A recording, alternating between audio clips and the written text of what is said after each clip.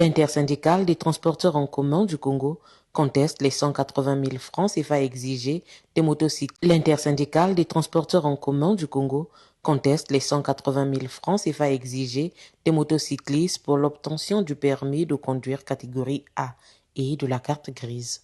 Les permis de conduire, déjà pour la catégorie A, nous sommes tous conscients qu'ici, il y a la loi de finances. La loi de finances fixe les montants des permis, fixe ce que nous devrions payer par catégorie. Et ici, dans la loi de finances, il est bel et bien dit que pour le permis de catégorie A, pour les frais de dossier, c'est 12 000 francs. Et pour l'examen, nous payons 6 000. D'où le total pour l'obtention du permis catégorie A, c'est 18 000. C'est ce que nous devrions payer à la direction départementale de transport terrestre pour avoir notre permis de type de catégorie A.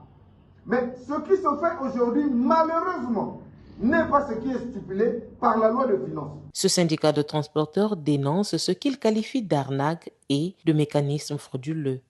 Aujourd'hui, beaucoup de conducteurs de taxi-moto sont victimes d'une arnaque, victimes d'une escroquerie.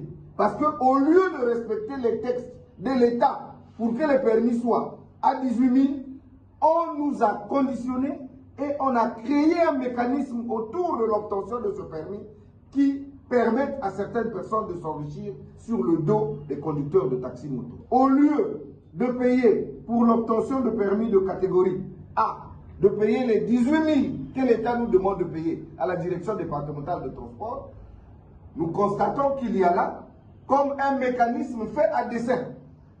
On ne peut pas comprendre que sur toute l'étendue de la République du Congo, qu'on nous fasse comprendre qu'il n'y a qu'une seule moto-école capable de former les gens. Et qu'il n'y a qu'une seule moto-école qui a l'agrément. Et ça nous étonne parce qu'il y en a plusieurs. Mais pourquoi c'est fait de cette manière? Et nous payons combien pour la formation? Pour des jeunes désœuvrés, pour la plupart qui n'ont pas d'emploi, pour la plupart qui sortent de la précarité, il faut d'abord trouver 60 000 pour payer une formation. Hormis les 60 000, il faut payer 120 000 pour le même permis ici que l'État a fixé à 18 000. C'est ce 14 janvier, à quelques heures de la date butoir fixée par la Direction générale de la sécurité présidentielle, DGSP, que l'intersyndicale a réuni les mototaxis, les appelant à tempérer et à observer 2 à 3 jours de non-activité. En fonction de ce qui est prévu pour demain, avec l'opération de la DGSP et les procédures administratives lancées par notre collectif, par notre groupement, nous attendons les retombées avec les autorités publiques, donc afin de voir comment ils peuvent nous aider sur l'obtention de ces documents que réclame la DGSP. Donc nous, on a décidé de ne pas sortir demain. Nous allons observer la journée de demain. Donc nous demandons à tous les membres du collectif et à tous les autres transporteurs qui savent qu'ils ne sont pas en règle jusqu'à présent de ne pas sortir, d'observer la journée de demain et après-demain en attendant les retombées des autorités.